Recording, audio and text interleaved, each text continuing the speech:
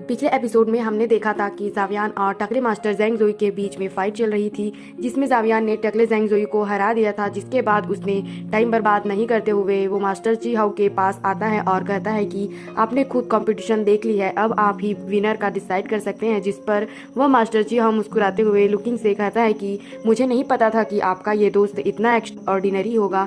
असल में उसने ये कॉम्पिटिशन बड़ी आसानी से जीत ली है, इसीलिए सबके सामने मैं तियानवान सिटी के इस वर्म होल को अगले 3 सालों के लिए दोबारा लू फैमिली को सौंपता हूँ। ये सुनकर लूफी और लुकिंग दोनों ही बहुत ज़्यादा खुश हो गए थे और उन्होंने तुरंत आगे बढ़कर मास्टर ची हाउ का शुक्रिया अदा किया। जिसके बाद से यह एपिसोड यहीं से शुरू होता है। तो एपिसोड की शुरुआत में हम देखते हैं कि तभी मास्टर ची हाउ भी धीरे से नीचे उतरकर जावियान के सामने आ जाता है और वो जावियान से पूछता है कि अभी तक मैंने आपका नाम नहीं पूछा। जिस पर जावियान अपना नाम यान जाओ कहता है। जिसके बाद मास्टर ची हाउ कहते हैं कि जावियान, जो कि तुमने देख लिया, हमने वर्म होल को लू फैमिली को सौंप दिया है, इसीलिए कंपटीशन के नियमों के अनुसार अब तुम लू फैमिली को रिप्रेजेंट करने वाले हो, जो कि तुम एक अल्केमिस्ट हो। तुम्हें मेरे साथ बर्निंग फ्लेम वैली चलना होगा। यह सुनकर जावियान मन में सोचता है कि अगर मैं वहां बर्निंग फ्लेम वैली चला गया तो शायद मुझे वहां भी हेवनली 3 मिस्टीरियस फॉर्मेशन टेक्निक के बचे हुए हिस्से मिल जाएंगे, तब मैं उस टेक्निक का पूरी क्षमता के साथ में इस्तेमाल कर सकता हूँ। यह सब चीज सोचते हुए जावियान मास्टर ची हाउ से कहता है कि अगर मैंने पहला कदम उठा लिया है,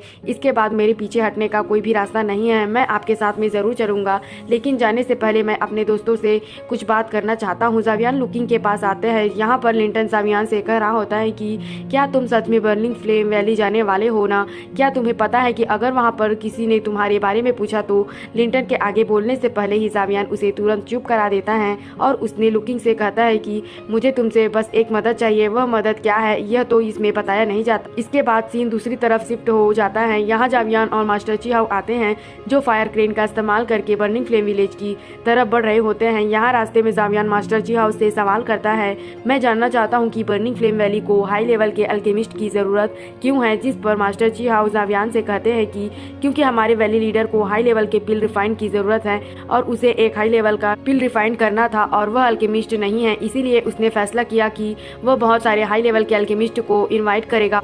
इनमें से 2 अल्केमिस्ट को चुनेगा ताकि वह अल्केमिस्ट पिल को बनाने में उनकी मदद कर सके। और यकीनन रूप से एक बार जब वे कामयाब हो गए तो सच में बर्निंग फ्लेम वैली उन अल्केमिस्ट को बहुत बड़ा इनाम देगी। जिसे सुनकर जावियान समझ गया था कि यहाँ पर एक और कंपटीशन होगी, क्योंकि वहाँ और भी बहुत सारे अल्केमिस्ट मौजूद होंगे। मास्टर ची हाउ जावियान को सोचते हुए देखते हैं तो वह कहने लगते हैं कि फिक्र मत करो, क्योंकि अगर बर्निंग फ्लेम वैली के मास्टर ने तुम्हें अगर सिलेक्ट नहीं भी किया तो वह तुम्हें खाली हाथ जाने नहीं देंगे, क्योंकि तुमने वहाँ पर आने के लिए बहुत मेहनत की है, इसीलिए तुम्हें इसका इनाम जरूर मिलेगा। यहाँ ये सारी बातें बताने के बाद मास्टर ची हाउ कहते हैं कि यान जाओ, चलो तैयार हो जाओ, क्योंकि हम बर्निंग फ्लेम वैली पहुंचने वाले हैं। इसके बाद अगला सीन हमें यहाँ बर्निंग फ्लेम वैली हॉल को दिखाया जाता है, जहाँ पर मास्टर ची हाउ जावियान को अपने साथ उस जगह पर ले गया होता है जहाँ पर और भी बहुत सारे अल्केमिस्ट बैठे हुए थे। साथ ही सेक्ट लीडर की बेटी भी होती है जिसका नाम मिस तुंगोर है। और यहाँ पर मास्टर ची हाउ मिस तुंगोर से कहते हैं कि मैं इस लड़के को तियानवान सिटी से लाया हूँ, जो कि एक अच्छा अल्केमिस्ट है। मिस तुंगोर को यकीन ही नहीं हो रहा था कि इतना छोटा लड़का एक अच्छा अल्केमिस्ट कैसे हो सकता है, लेकिन मास्टर ची हाउ उन्हें भरोसा दिलाते हुए कहते हैं कि मेरा यकीन करो, यह लड़का देखने में भले ही एक पिद्दी सा तरबूज का बीज लग रहा है, लेकिन ये डोंगजोंग लेवल पर पहुंच चुका है और साथ ही साथ ये एक 6th ग्रेड का अल्केमिस्ट भी है। जिसे सुनकर वहां पर मौजूद बाकी अल्केमिस्ट की आंखें फटी की फटी रह जाती हैं, जैसे कि उनकी आंखों से हम कोटी खेल सकते हैं। यहाँ पर कुछ लोग मास्टर ची हाउ का मजाक उड़ाने लगते हैं और उन्हें लगता है कि इस लड़के ने जरूर मास्टर ची हाउ को बेवकूफ बनाया होगा, क्योंकि ये बिल्कुल भी सच नहीं हो सकता। दूसरी तरफ अचानक से सभी को एक खतरनाक पावर एहसास होता है, जो कि किसी और का नहीं बल्कि मास्टर तांग जुन की ही थी, जो कि इस बर्निंग फ्लेम वैली के लीडर थे। वो यहाँ पर एक स्पेस टाइम क्रैक पोर्टल का इस्तेमाल करके हॉल के अंदर आते हैं। उसे देखकर सभी अल्केमिस्ट खड़े होकर उन्हें ग्रीट करने लगते हैं। दूसरी ओर हम देखते हैं कि मास्टर तांग जुन की नजर तुरंत जावियान पर पड़ती है, जिसके बारे में वह एक सवाल पूछते हैं, छोटे दोस्तों तुम कौन हो? जिस पर जावियान अपना परिचय देते हुए कहता है कि मैं यान जाओ हूँ। दूसरी ओर मास्टर ची हाउ ने भी बताया कि वह लू परिवार से आया है। सेक्ट लीडर तांग जुन की सारी बातें सुनने के बाद मास्टर ची हाउ कहते हैं कि डोंगजोंग लेवल वाले वॉरियर होने के साथ साथ एक बेहतरीन 6th ग्रेड का अल्केमिस्ट, यह काम तो वाकई में बहुत ही ज्यादा कठिन है। लेकिन दूसरी ओर मास्टर तांग जुन की बेटी को जावियान पर जरा भी भरोसा नहीं था। वह कहती हैं कि आप उस पर कैसे भरोसा कर सकते हो? शायद वह झूठ भी बोल रहा हो। मुझे लगता है कि वह कंपटीशन के दौरान जरूर फेल हो जाएगा। जिस पर मास्टर नाराज हो जाते हैं और अपनी बेटी से कहते हैं कि तुम इस तरह की बातें क्यों कर रही हो? जावियान के साथ बदतमीजी से पेश नहीं आ सकती तुम। और साथ ही वह जावियान से माफ़ी मांगते हुए कहते हैं कि अगर तुम्हें मेरी बेटी की बातें बुरी लगी हो तो प्लीज़ मुझे माफ़ कर दो। जिस पर जावियान जवाब देता है कि नहीं मास्टर तांगजून, आपको मुझसे माफ़ी मांगने की कोई ज़रूरत नहीं है, मैं तो किस्मत वाला हूँ कि मैं यहाँ तक पहुँच सका। दूसरी तरफ मास्टर तांगजून भी सबको कहता है कि जो कि अब आप सभी पहले से ही यहाँ पर मौजूद हैं, तो आपको इस कंपटीशन के नियम समझाना शुरू करता हूँ। छोटी सी कंपटीशन होगी क्योंकि मुझे लेवल 7 की पील को रिफाइन करने में मदद करने के लिए केवल 2 अल्केमिस्ट की ज़रूरत है।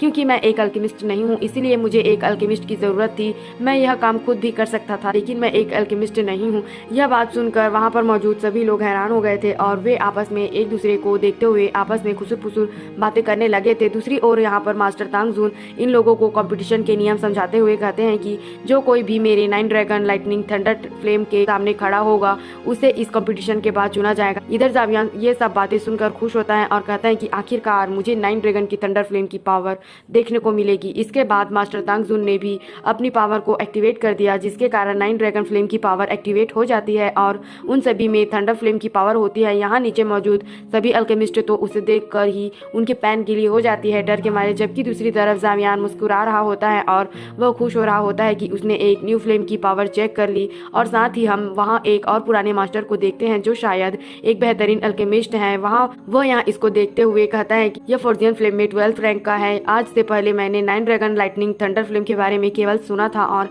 आज मुझे इसे अपनी आंखों से देखकर बहुत ही खुशी हुई। दूसरी तरफ वहाँ मौजूद बाकी अल्केमिस्ट इस फ्लेम को देखने के बाद तो काफी परेशान हो गए होते हैं। इतनी खतरनाक पावर को देखकर उनमें से एक बहुत परेशान हो गया होता है और खड़े होकर कहने लगता है कि अगर हम एक साथ होकर काम करते हैं तो मुझे यकीन है कि हम इस 9 ड्रैगन थंडर फ्लेम के सामने खड़े हो पाएंगे। यह सुनकर वे ठीक वैसा ही करते हैं, लेकिन यह उनकी गलतफहमी होती है क्योंकि उनकी साधारण तरीके ड्रैगन थंडर फ्लेम के सामने बिल्कुल भी टिक नहीं पाते। जिसके बाद एक मास्टर खड़े होकर कहता है कि जिनका नाम फैंटम होता है, अब मेरी बारी है, मैं तुम लोगों को अपना हुनर दिखाऊंगा। जो कहते साथ ही फैंटम मास्टर ने यहाँ अपनी sky bone cold python flame को एक्टिवेट करना शुरू कर दिया था। यह देखकर मास्टर तांगजून भी थोड़ा हैरान हो गया होता है क्योंकि फैंटम मास्टर की sky bone cold python flame बहुत ही कमाल की होती है।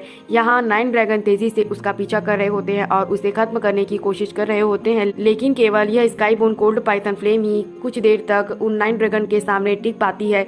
जावियान भी यह देखकर बहुत हैरान हो गया होता है और वह इस स्काई बोन कोल्ड पाइथन को देखते हुए कहता है कि यह कुछ हद तक मेरे मास्टर की बोन चिल करने वाले फ्लेम की तरह ही दिखती है। दूसरी ओर हम फैंटम मास्टर को देखते हैं जिनकी यह स्काई बोन कोल्ड पाइथन उन 9 ड्रैगन के सामने बड़ी मुश्किल से टिक पा रही होती है। जिसके बाद मास्टर तांगजून की बेटी अपने फादर से कहती है कि मुझे लगता है कि आपको फैंटम मास्टर को चुनना चाहिए, यहाँ तक जीवित रह पाना ही बहुत बड़ी बात है। इसीलिए मास्टर तांगजून ने भी बिल्कुल वैसा ही किया। वह मास्टर फैंटम को चुन लेता है और कहता है कि आप इस कंपटीशन में सेलेक्ट हुए, आपको अब ज्यादा मेहनत करने की जरूरत नहीं है। अब यहाँ पर फैंटम मास्टर के बाद मास्टर तांगजून जावियान से एक सवाल पूछने लगता है और वह पूछता है कि यहाँ आओ, क्या तुम इसके बाद ट्राई करना चाहते हो? जिस पर उनकी बेटी जावियान का मजाक उड़ा रही होती है और कह रही होती है कि ये तुम्हारा आखिरी मौका है, अगर तुम डर गए हो तो यहाँ से भाग सकते हो, तुम्हारे पास मौका है, नहीं तो मेरे फादर के 9 ड्रैगन हेवनली थंडर फ्लेम तुम्हारे पूरे शरीर को राख में बदल सकती है।